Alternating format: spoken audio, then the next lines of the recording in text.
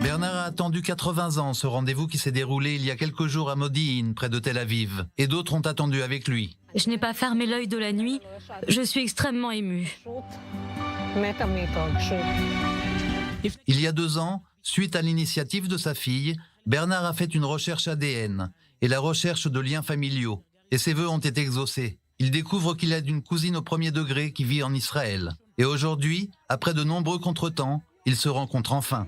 Oh mon Dieu, c'est tellement bon, j'ai tellement attendu ce moment. Comment vas-tu?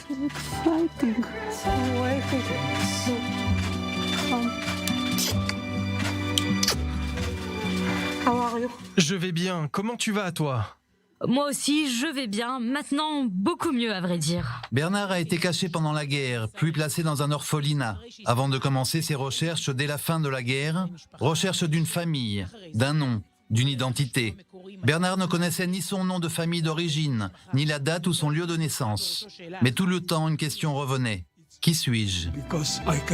C'est incroyable, car c'est seulement maintenant, enfin, que je peux dire que nous sommes une famille, et que cette famille existait déjà avant la guerre, et que j'appartiens à la famille Chedzitsky. Pour moi, c'est absolument incroyable.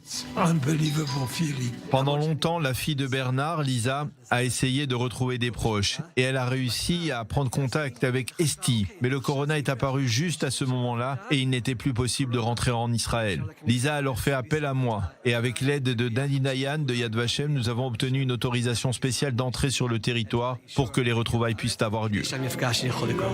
Bernard a donc attendu d'avoir 80 ans pour fermer le cercle, trouver les traces de sa famille disparue pendant la Shoah, mais aussi celle qui a survécu jusqu'à aujourd'hui et qui pensait elle aussi que Bernard faisait partie des disparus.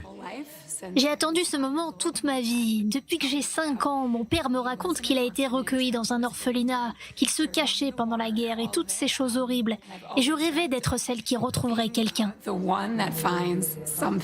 celui qui a des informations sur des gens ayant été assassinés pendant la Shoah, ou au contraire ayant survécu, doit absolument en informer Yad Vashem. Je te rends mon cousin, puisque Bernard et moi le sommes depuis 1965, et maintenant c'est toi la cousine. Mais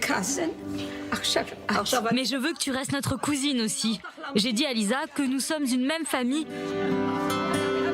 Peu importe ce que dit l'ADN, nous sommes une famille.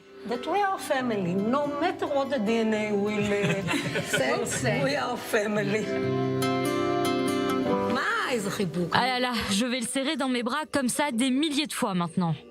Même 76 ans après la fin de cette guerre, il n'est jamais trop tard pour découvrir qui l'on est.